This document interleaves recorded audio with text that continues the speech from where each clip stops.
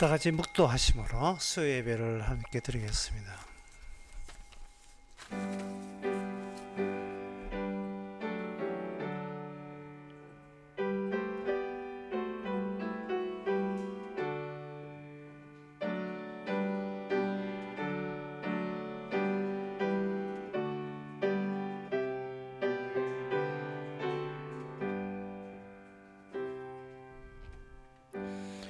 새 노래로 여호와께 찬송하라. 대저 귀한 일을 행하사 그 오른손과 거룩한 팔로 자기를 위하여 구원을 베푸셨도다.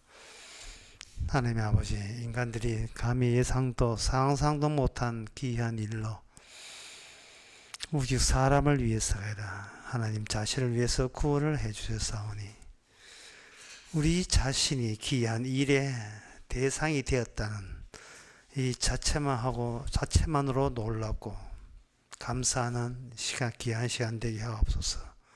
예수님 이름으로 기옵나이다. 아멘. 찬송가 213장 합시다.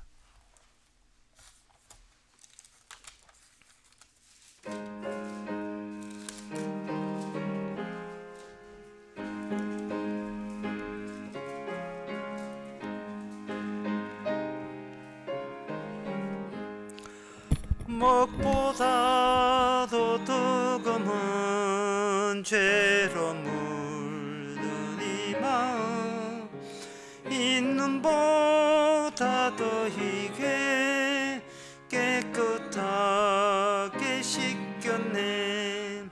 주의 보혈 흐르는데 믿고 뛰어나가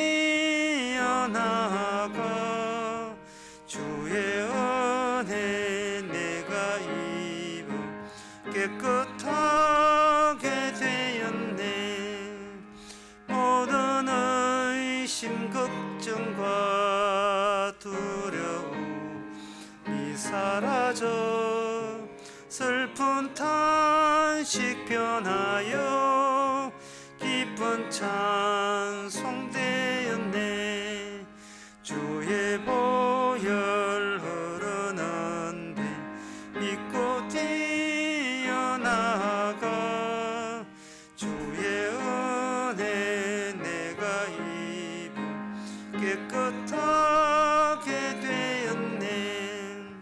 세상 부귀 영화와 즐겨하는 모든 것 주를 믿는 내게는 분또만또 못하다.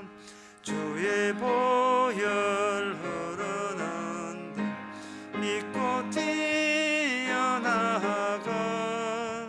주의 은혜 내가 입어 깨끗하게 되었네. 나의 모든 보배는 저 천국에 쌓였네. 나의 평생 자랑은 주의 십자가로다. 주의 보혈 흐르는데 믿고 뛰어나가 내가 입어 깨끗하게 되었네. 이 시간 우리가 한 마음으로 기도합시다. 기도 제목은 인간으로 태어나서 아무런 이유도 모르는 채 어디로 가는 것도 모르는 채 그냥 무작정 살아가는 그 허무성, 허탈감에서 탈출할 수 있도록 벗어나서 이유 있는 삶이 이런 삶인 것을 깨달을 수 있도록 다 같이 기도합시다.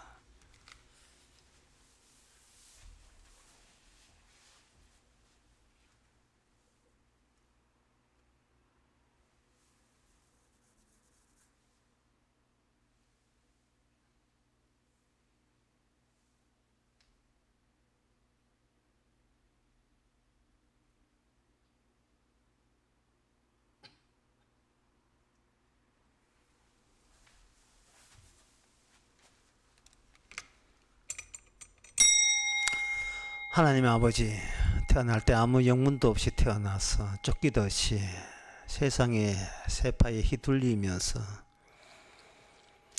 높은 파고를 타듯이 올라갔다 내려갔다 그런 식으로 제자리 하면서 그리고 이유도 없이 장래 식장에서 인생을 마감하는 그러한 허무성에서 말씀에 의해서 끄집을 당하는 하나님과의 연관성과 관련성을 아는 귀한 시간 되게 하옵소서. 예수님의 이름으로 기도합나이다. 아멘.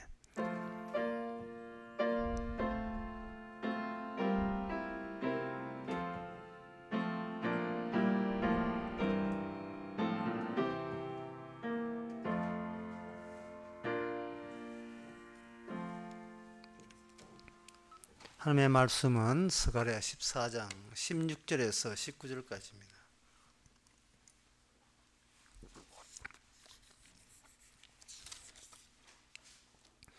예루살렘을 치러 왔던 열국 중에 남은 자가 해마다 올라와서 그 왕군의 여호와께 숭배하며 초막절을 지킬 것이라.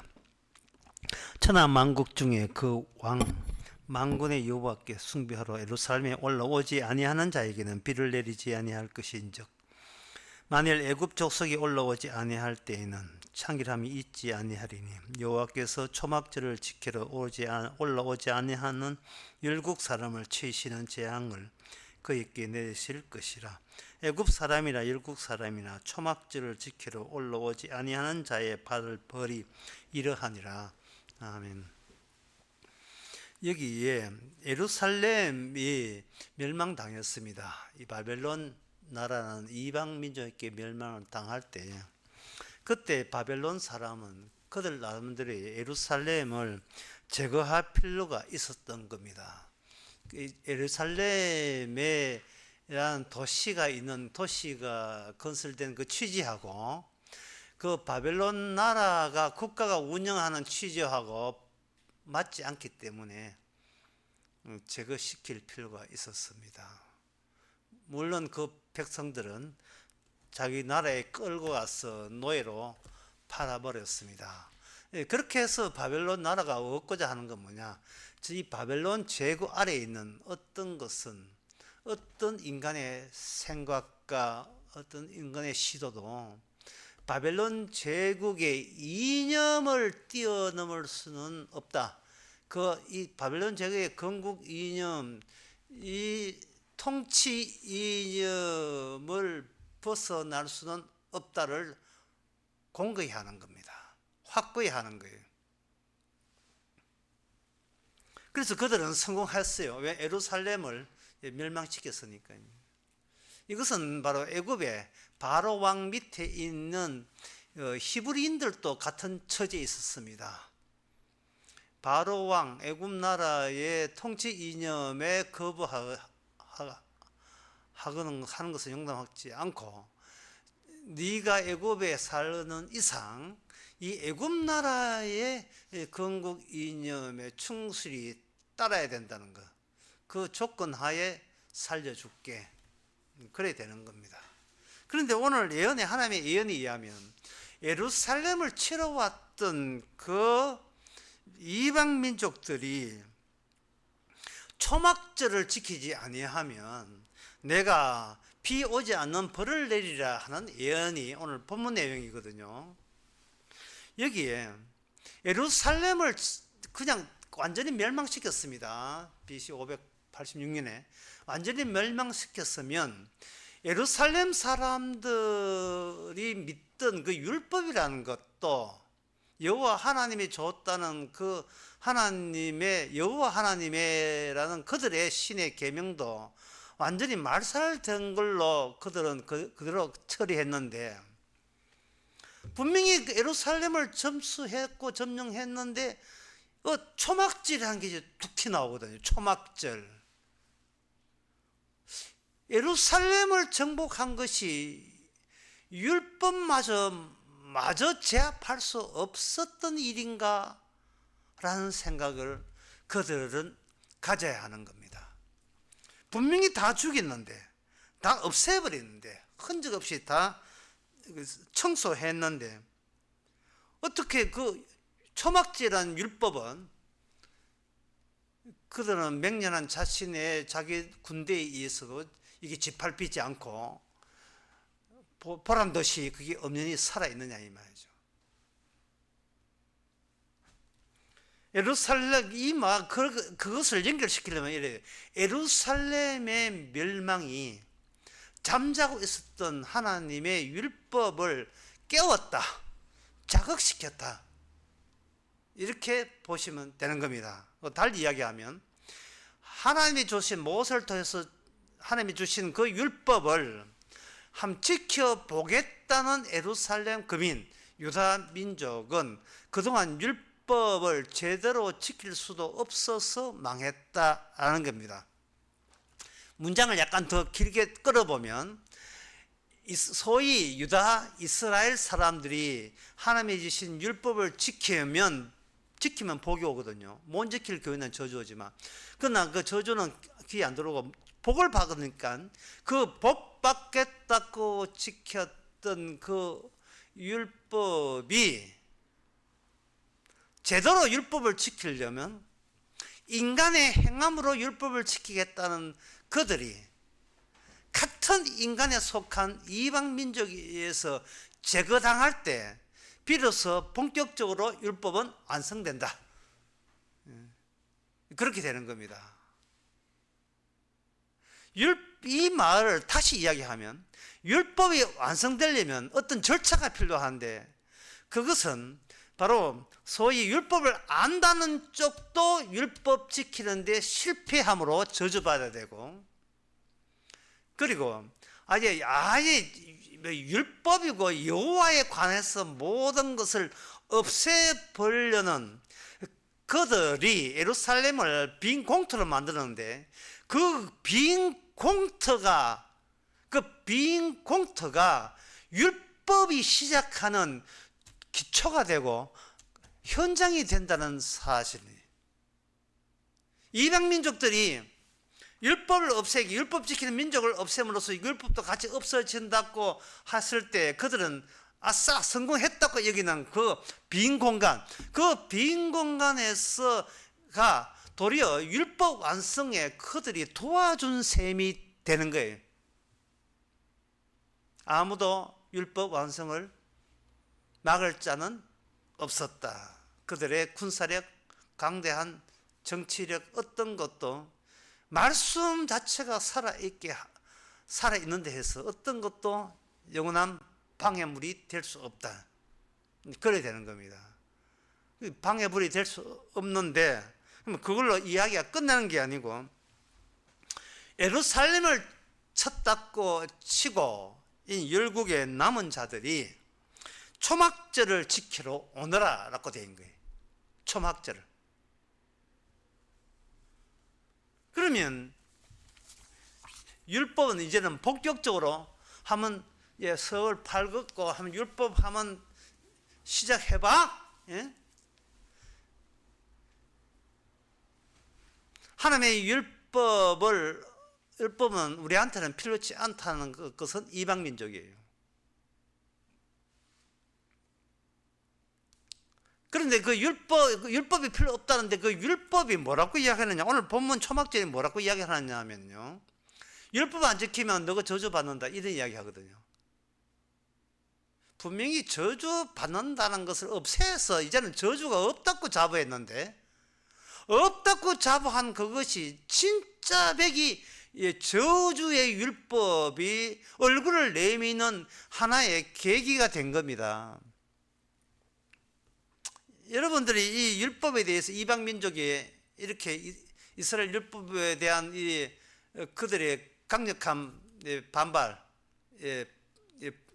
부정, 거부, 이거 생각하면 창세기 2장과 3장에서 마귀가, 뱀이 선악과 따먹으라 한 취지가 지금도 이 봄과 더불어 살아있다는 것을 여러분 느낄 거예요. 선악과 따먹으면 정령 죽으리라 라는 말 자체가 악마가 인간에게 앞장서서 계속 쑤시고 있는 게 뭐냐 하면은 그 죽는다는 거, 따먹으면 안 된다는 거, 금지가 네 생에 있어서 부담스럽지 않느냐? 너 앞에서 하지 말아가 있는 이상 네가 온전한 자유라고 느낄 수 있겠어? 뭔가 부담이 되는 인생이 되지 않겠어? 하나님이 너보고 뭐라게 따먹지 말아게. 아예 이참에 따먹지 말라는 그 시험 문제를 찢으면 어떻겠어? 아예 없애버리면, 따먹지 말라 그 자체를 없애버리면 너는 이제부터 누가 너에게 하라 하지 마라 명령으로부터 네가 자유케 될 수 있지 않느냐. 요거 누구 아이디어냐? 요 마귀 아이디어입니다. 그래서 선악과를 여러분 인간이 따먹었죠. 뱀의 부축에서 따먹었다. 따먹고 난 뒤는 악마가 자기 딴에 성공했다고 생각했는데 그게 진짜 정령 죽으리라의 시작점이었습니다. 정령 죽으리라의 시작점. 이제 본격적으로 이제 저주가 이제 계시될 판입니다. 그 저주를 계시할 때 하나님께 준비한 것은 뭐냐? 율법을 준비해 나왔어요. 율법을 동원시켜서 이방 민족은 율법을 모르기 때문에 저주받고, 이스라엘은 율법을 받았는데 못 지켜서 저주받고, 이래도 저주받고 저래도 저주받고 정령 죽으리라의 저주의 세계를 확실히 하나님께서는 이제는 계시를 하는 겁니다. 저주가 저주받는 세계가 될 때 하나님께서 얻고자 하는 것은 바로 말씀의 성취예요. 하나님은 자기 말씀하면 성취되면 끝나는 거예요. 인간 같은 존재는 안정이 없습니다. 저주받을 자가 주장할 권한과 권리는 없어요. 똑같은 문장인데 제가 똑같은 문장을 톤을 달리해서 말씀드릴게요. 하나님이여, 이런 일은 나에게 절대로 일어서는 안 됩니다. 이런 톤. 하나님이여, 저한테 제 인생에 이런 일은 절대 일어나서는 안 됩니다. 이걸 걸러서면요, 하나님 저에게는 절대로 이런 일이 일어나서는 안 되는 일입니다. 울상이 되어서 그렇게 이야기하죠. 똑같은 글자에 똑같은 문장을 하겠습니다. 하나님, 저한테 일어나서는 안 된 일이 일어났네요 하고 활짝 웃는 경우, 그 두 가지 경우 똑같은 문장인데 반색하는 거예요. 왜 이런 기적이지? 똑같은 문장인데 결과가 정반대 결과가 나타나요. 하나는 이런 저주가 일어나면 안 되죠. 이렇게 내 인생을 이렇게 망가뜨리면 하면 안 됩니다. 어떻게 이런 일이 내가 예상치도 않는 이런 일이 벌어집니까? 정말 싫어요 하는 그 느낌으로 본다면, 또 한 사람은 뭐냐?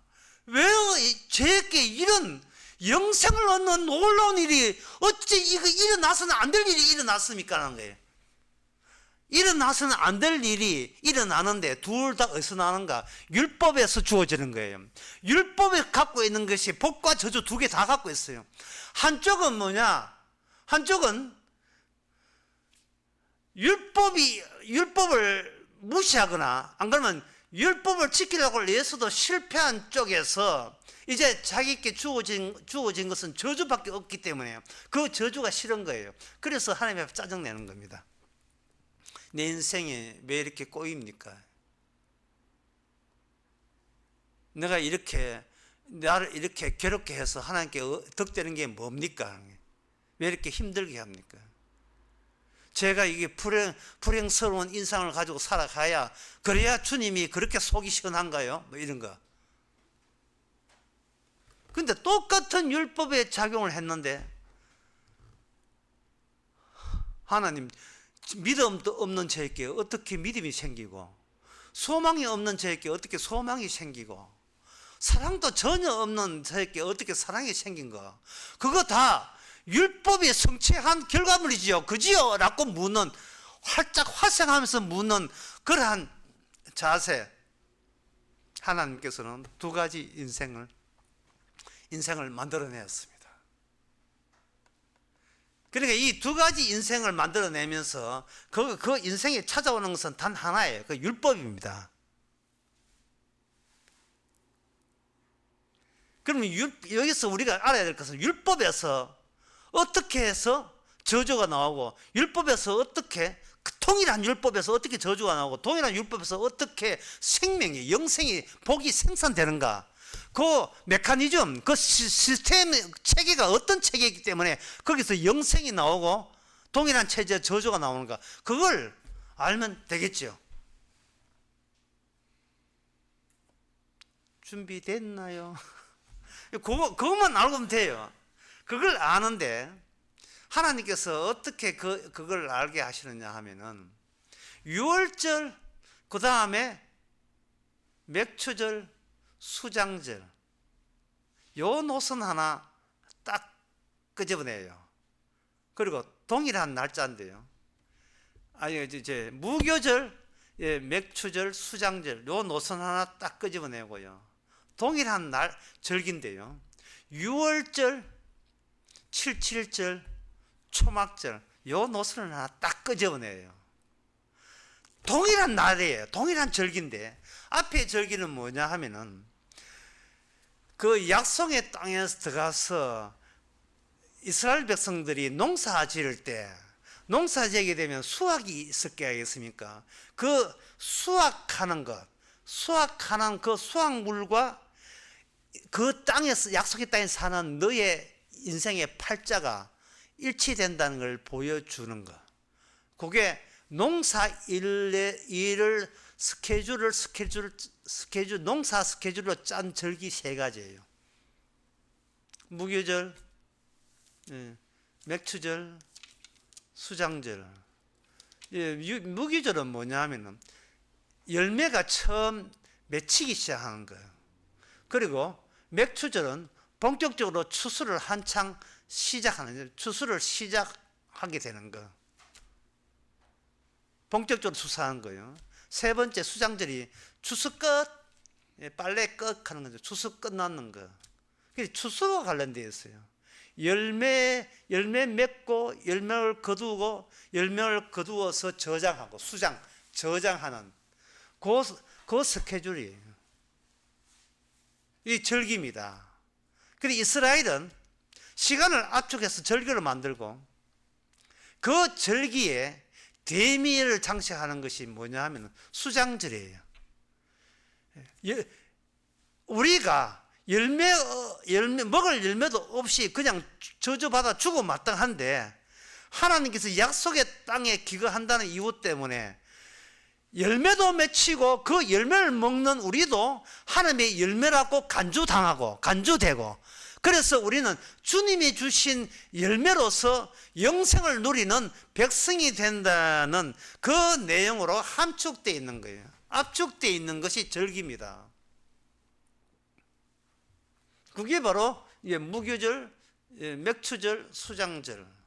근데 똑같은 날짜인데, 6월절, 77절, 초막절은 뭐냐 하면은 그 열매가 나올 수 있는 그 시스템의 바탕 시스템으로 표현을 한 거예요.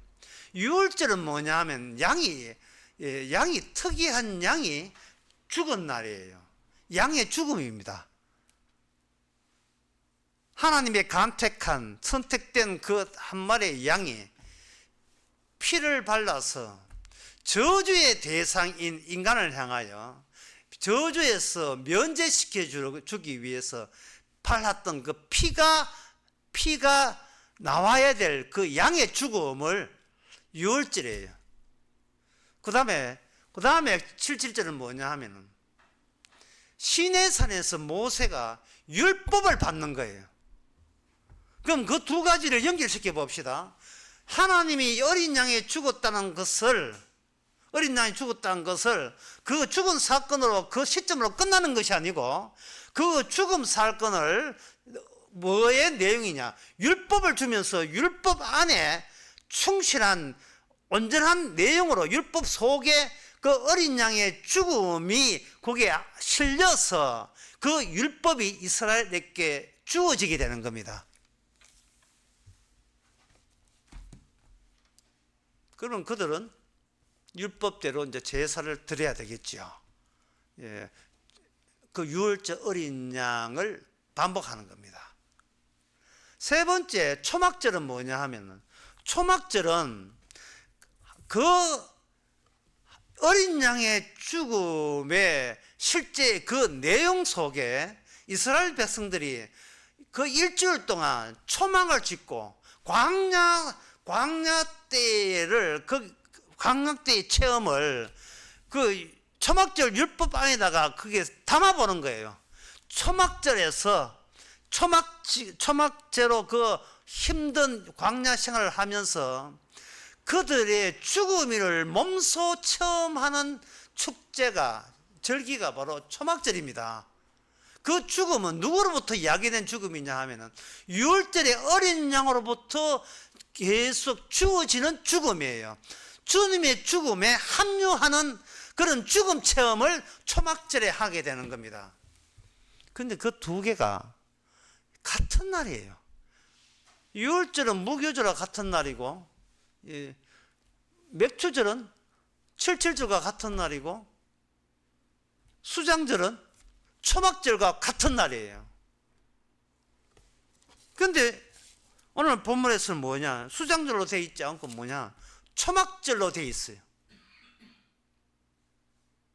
광야 생활을 경험한 이 어린 양의 죽음에 참여하지 않는 자는 누구든지 저주를 받을 것이다, 재앙을 받을 것이라 라고 하는 겁니다. 그러면 여기서 더 깊이 들어가 봅시다. 예를 들어서 2023년도에 6월절 그리고 77절 초막절 지켰습니다. 그러면 2024년도가 되었습니다. 그러면 이제 작년도 지켰으니까 그걸로 퉁칠까요? 안 지켜도 되는 겁니까? 아니죠. 또 6월절이 또 반복돼요. 그리고 7절도 반복되고 초막절도 또 반복돼요. 반복이 된다는 말은 시간이 스키트가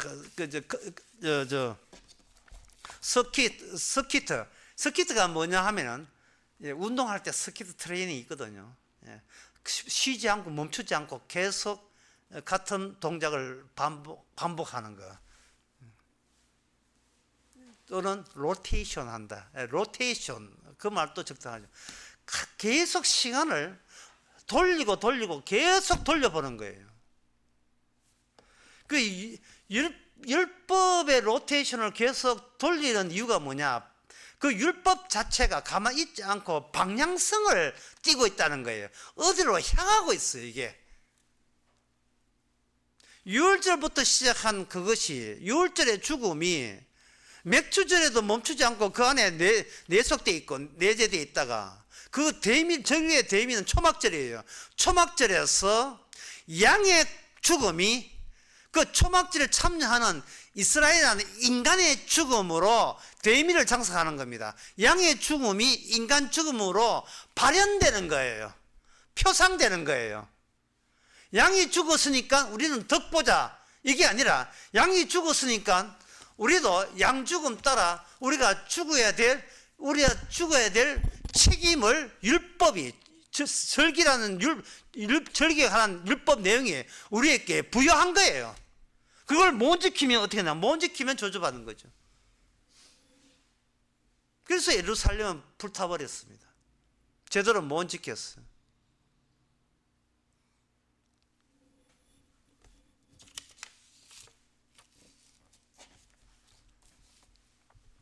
사람들이 율법을 못 지켰다.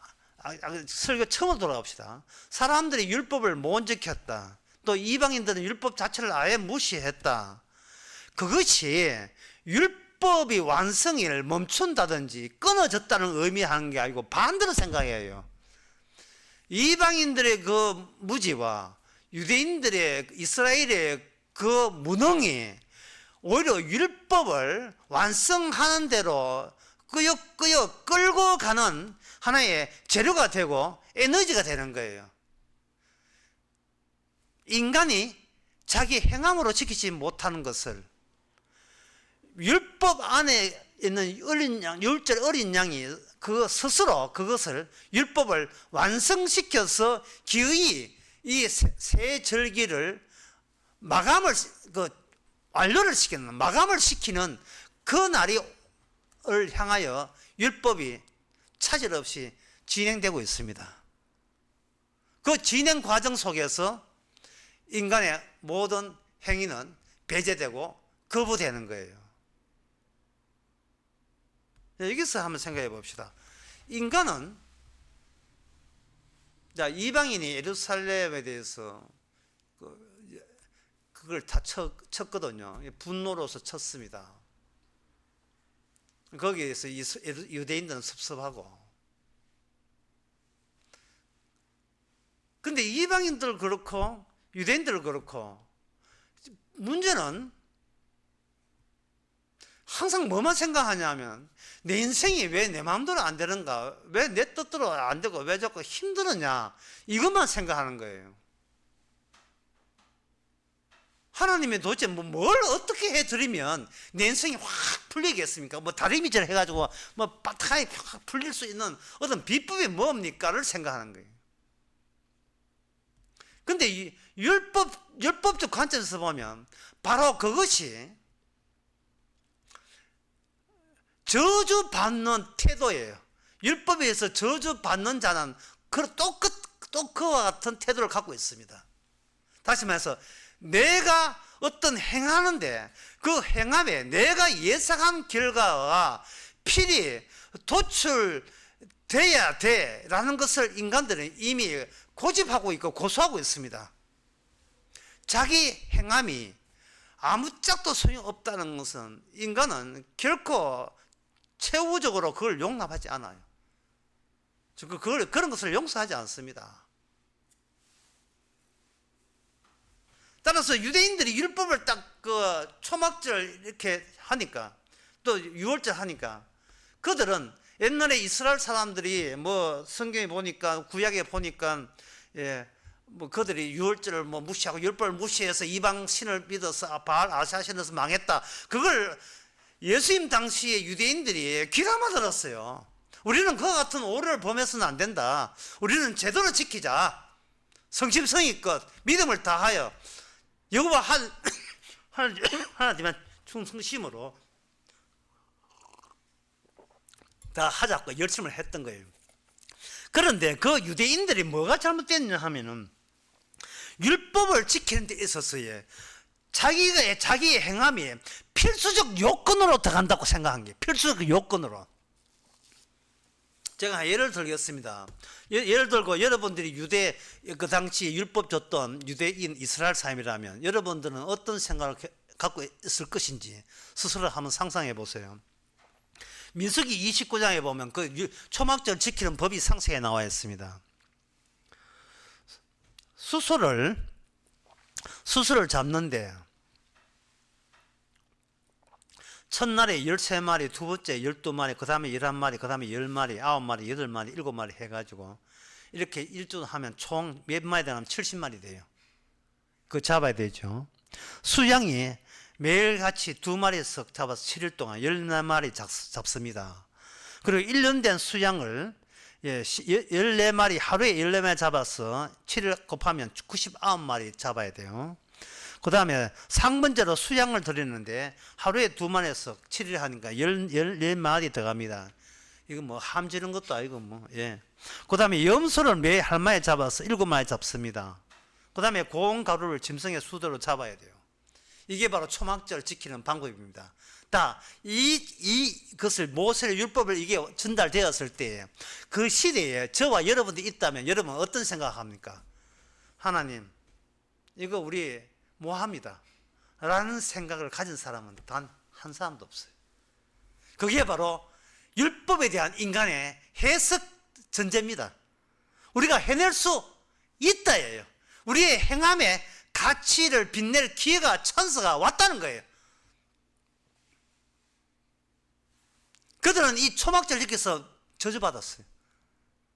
유월절도 마찬가지고, 맥주들도 마찬가지고, 하나님의 율법이 어떻게 등장하냐 하면, 우리의 행함을 배제하거나 우리의 행함을 나 안 돼가 아니라, 야, 요거 야무지게 마음 먹으면, 하나님 앞에 충성심과 목숨 바칠 각오되어 있으면 요거 지킬 수 있다는 식으로 율법이 그런 식으로 찾아온 거예요.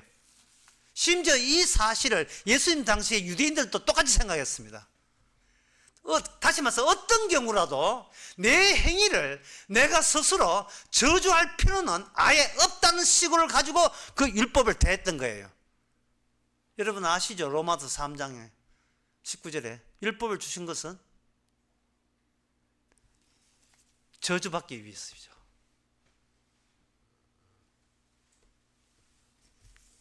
사도 바울이 예수 믿는 사람, 사도 바울이 사도 되기 전에 사울 시대 때 예수 믿는 사람을 한없이 저주하고 죽이려고 했어요. 스데반 집사도 물론 그 사울이라는 사람이 책임자로 그 있었고요. 그 뒤에 스데반 죽고 난 뒤에 본격적으로 예수 믿는 사람, 야, 이거 스데반 죽는 거 보니까 우리가 예수 믿는 사람 잡는 것이 이게 여호와 하나님의 충성하는 것이고 뜻이다, 분명하다 해서 온 동네방네 이제 예수 믿는 사람 잡아 죽이려고 했습니다. 왜 사울이라는 사람은 예수 믿는 사람을 잡아 죽이려고 했을까요? 이게 남의 이야기하기 우리 자신한테 물어봐야 돼요. 왜 예수 믿는 사람을 죽이려고 했을까요? 도대체 예수님이 뭐라고 이야기했습니까? 예수님이 이런 이야기 했어요. 인간은 행함으로 구원받는 게 아니고 나를 믿음으로 구원받는다고 했거든요. 그게 바로 사울의 분노와, 사울은 바리새인 중에 바리새인이었어요.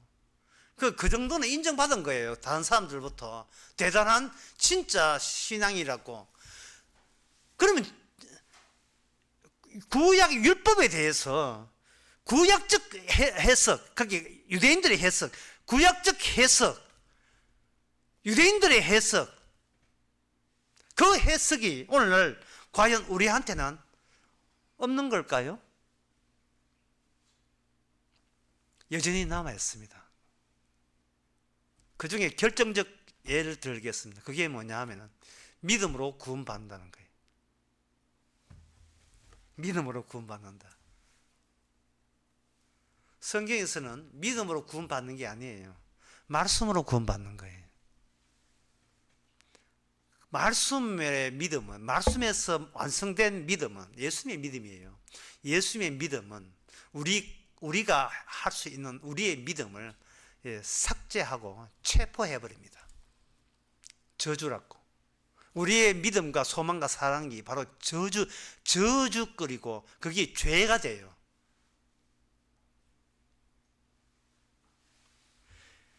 행함이 뭐냐 하면 이런 거예요. 내가 여기 있고 내가 여기 있어 행함이 나오거든요. 그 다음에 행함을 통해서 어떤 열매를 맺겠다는 것은 나와 내 행함은 멀쩡해야 돼요. 여기 이 손상되면 안 됩니다. 이건 하자가 없어야 돼요. 내 쪽에서 문제 있어 버리면 내에서 난 행함도 문제이기 때문에 이건 용납이 안 돼요. 있고 그 다음에 천국과 영생, 예수님 십자가 앞에 있어요. 그러면 뭐냐 하면은 십자가를 믿어야 용서받고 십자가 피를 믿어야 용서받고 예수를 믿어야 영생을 얻는다면 멀쩡한 내가 멀쩡한 믿음을 총동원 짜내서 뭐 어떻게 해야 되냐, 내 기도 열심히 해서 뭘 해야 돼요? 그 영생과 그 죄사함을 내 것으로 만들어야, 그래야 내가 구원받는다는 거예요.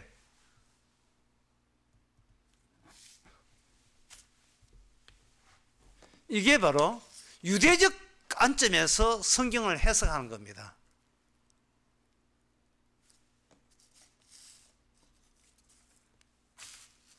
바로 그것이 어디서 잘못됐냐 하면은 초막절에 대한 그 초막절 자체의 절기가 율법이 나름대로의 완성을 향하여 질주하고 있거든요. 계속 절기가 돌아다니면서 그러면 그 절기 안에는 뭐가 있다 했습니까? 유월절 되는 어린 양의 죽음이 내포되어 있어요. 그러면 초막절을 완성시킨다는 말은 유월절 죽음에 제대로 참여된 상태에서 초막절은 완성이 되는 겁니다. 그래서 유대인들은 뭐냐, 초막절 되면 7월 15일 날 일주일 동안 실제로 초막을 지어요. 지금도 이스라엘은 초막절 지킵니다. 베란다에다가 옛날에 뭐 이렇게 종나무 가지를 꺾어서 했지만 요새는 다 팔아요. 가게에서 팔고 돈 주고 사가지고 세트로 사가지고 키트 사가지고 조립하면 되게 돼 있어요. 그리고 그들은 초막절 지킨다고 뭐냐 하면 실로암에다 물을 가져다가 그 성전 그 앞에만 대야가 있는데 대야에 뿌려요. 대야에 이렇게 물을 뿌리는 거예요. 이거는 성경에서 물이 흘러나오는 거예요. 이사야 12장 3절에 보면 그러므로 너희가 기쁨으로 구원의 우물들에서 물을 기르려다. 이게 구원의 우물, 실로암에서 물 길러서 성경 예루살렘 하게 되면 이제 초막절 하는 겁니다. 그들은 그런 식으로 어떻게 하냐면 자신의 행함이 미래에 좋은 결과가 주어질 것이라는 그들의 믿음이에요. 그들의 믿음을 믿는 거예요. 그리고 그것이 주님의 사랑이고 사랑을 믿는 거예요. 자기의 기대, 소망을 믿는 겁니다. 그랬던 그 유대인들이 초막절 출제 즐길 때에 요한복음 7장에 보면 이렇게 되어 있습니다. 7장에 1절에 유대인들이 주기를 함이라. 유대인들의 명절인 초막절이 가까운지라. 초막절이 가까울 때 주님께서 슬슬 이제 움직이십니다. 무빙하십니다. 한 가볼까 하고 만나는데 여기 요한복음 7장 그 19절 20절에 요 기절은요, 오늘날 우리 자신의 때에 꼭 필요한 질문이에요. 모세가 너희에게 율법을 주지 아니하였느냐? 너희 중에 율법을 지키는 자가 없도다. 너희가 어찌하여 나를 죽이려 하느냐? 요 대목입니다. 너희가 어찌하여 나를 죽이려 하느냐? 생뚱맞는 발언이 주님께 나왔습니다. 그러니까 너무나 생뚱맞고 이게 어처구니 없는 주장을 주님 쪽에서 하니까 유대인들이 가만히 있지 않지요. 무리가 대답하여 가로되 당신은 귀신 들렸도다. 누가 당신을 죽이려 하나이까? 지금 예수님은 너희들이 나를 죽이려 한다. 모세 율법을 너희들 손에 쥐고 있으면 율법 뜻도 모르면서 너희들 나를 죽이려 한다. 이렇게 이야기하니까 유대인들은 말이에요. 내가 와 당신을 죽여. 당신은 지금 율법 어겼어. 귀신들 그것만 이야기했지. 우리가 왜 당신을 왜 꼭 죽여야 되는데? 라는 말을 하고 있는 거예요. 언제 말입니까? 초막절 날요. 초막절이 뭔데요? 6월절 어린 양의 죽음이 대미를 장식하는 그 날의 말입니다. 이 질문이 오늘날 우리한테 필요해요. 우리는 노골적으로 하나님께 대놓고 하나님 제 인생 완전히 망가졌습니다. 이제는 하나님에 대한 주님에 대한 조금이라도 사랑도 없어졌습니다. 이제 하나님 내가 이렇게 힘들게 살아도 전혀 주님이 안 도와주고 점점 이게 완전히 앞이 캄캄합니다. 어떻게 저를 이렇게 힘들게 하십니까? 라고 할 때 주님은 우리한테 물어요. 네 지금 뭐를 의지하고 있느냐? 제가 살라고 얼마나 애를 썼는데요. 네가 왜 살아야 되는데? 너 지금 네 초막절 속에 있는 거 몰라? 죽음 체험해야 될 차인 것을 몰라? 너는 지금 저주 안에 갇혀 있어. 그런데 지금 저주받는 게 마땅하다는 생각이 전혀 없이 뭐라고 하냐 하면은 살라고 애쓰는데 너무 힘드네요. 이러고 있다고요. 초막절 왜 있습니까? 하나님의 율법 왜 있습니까? 죽이라고 있는 거예요. 우리를 죽이기 위해서 율법을 준 거예요. 엉뚱한 생각하면 안 돼요. 그런데 우리는 뭘 하면 믿음, 소망, 사랑 가지고 살려고 하는 거예요. 그것도 어서 들을 풍이 있어가지고 성령으로 주신 믿음 어떻게? 성령으로 주신 믿음 그게 행함이에요. 그게 성령으로 주신 그게 소망이 그게 행함이라고 우리의 왜? 그거 가지고 우리는 안 죽으려 하니까 저주 안 받으려고 하니까 주님께서 비켜라 해놓고 마지막 날에 6월절 너가 6월절 날 물 붓지 그거 초막질 아니야. 그거 완성 아니야. 초막질이라 하는 것은 뭐냐 하면은 내가 죽고 난 뒤에 내 몸에서 또는 너희들 몸에서 생수가 성령이 나오는 게 초막질의 그 물이란 말이죠. 같이 죽어야 나오는 게 성령이에요. 같이 죽을 때. 그럼 물에 주께서 뭘 죽입니까? 우리의 믿음과 우리의 소망과 우리의 사랑을 죽이는 거예요. 믿음으로 구원받는 게 아닙니다. 율법의 완성이 만들어낸 그 믿음이 우리가 기존에 갖고 있던 나의 믿음이 얼마나 나 위중인 것을 내 중심적인 것을 그걸 발각시켜서 저주케 하는 거예요. 믿음으로 구원받는다. 중요한 것은 이 말씀을 누가 줬느냐는 게 믿음으로. 우리가 만드는 게 아니에요. 믿음으로 구원받는다는 말씀 자체를 성령을 선물로 통해서 우리에게 주어진 거예요. 따라서 우리는 믿음으로 구원받는다는 주의 말씀으로 우리가 구원을 받고 주께서 주신 선물, 그 말씀의 선물 안에서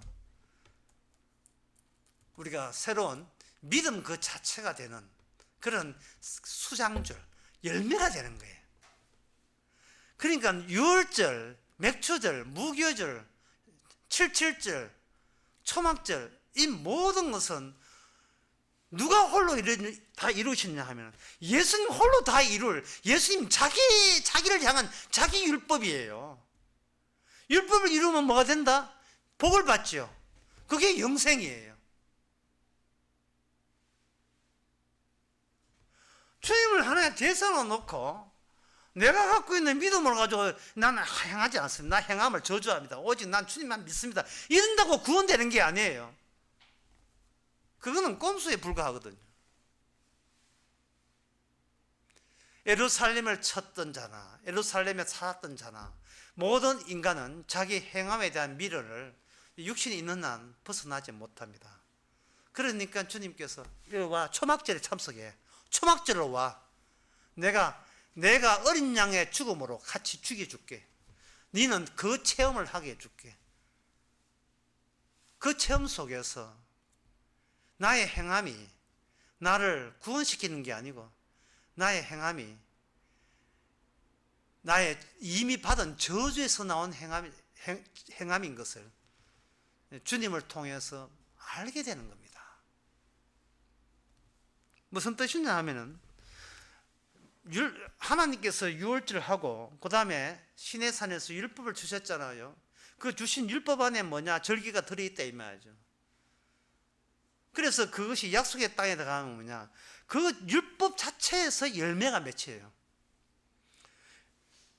어린 양의 죽음을 기초로 해서 하나님의 미랄이 죽어서 비로소 거기서 영생이라는 생명을 얻고 그 하나님의 죽었던 그 죽음에서 복주는 율법이 나왔고 그 죽음에서 이제는 천국에 예수님의 어린 양의 죽음에 함께 참여된 진짜 자기 백성이 추수의 알곡들이 되어서 알날이 맺혀지는 겁니다.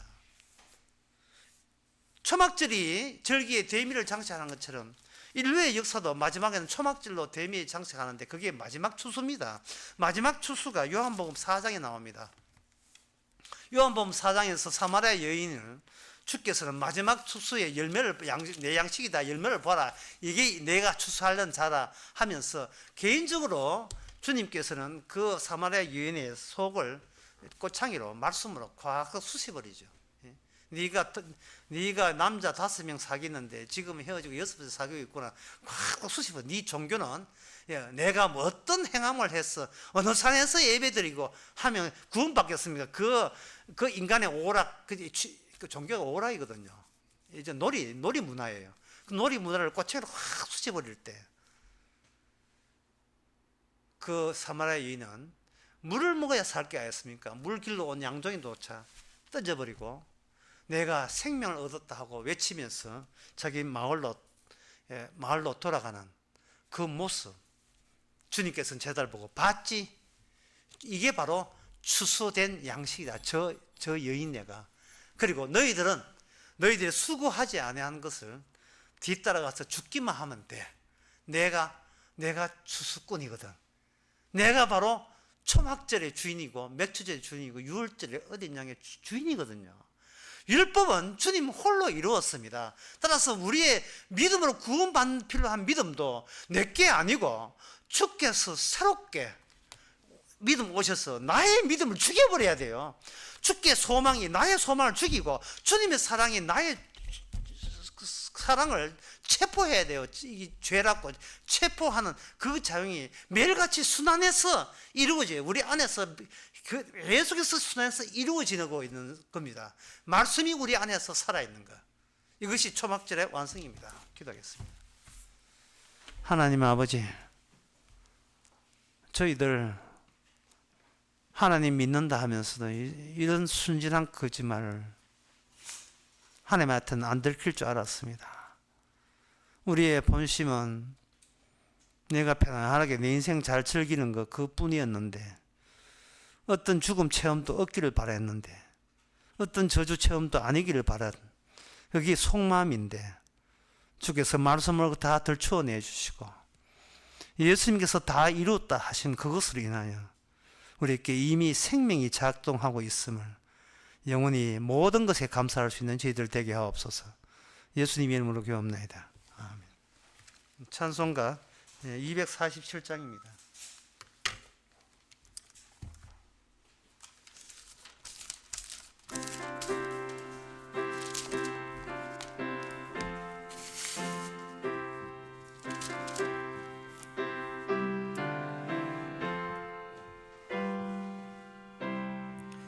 이 세상 풍파 심하고 또 환난 질고 많으나 나 편히 쉬게 될 곳은 주 예비하신 시은소, 그 향기로운 기름을 주 내게 부여주셔서 내 기쁨 더해주는 곳, 주 피로 사신 시은소, 주 믿는 형제 자매들 그 몸은 떠나 있으나 주 앞에 기도 드릴 곳, 다 함께 모일 시은소, 내 손과 혀가 굳어도 내 몸에 피가 식어도 나 영영 잊지 못할 곳, 은혜의 보좌 시은소.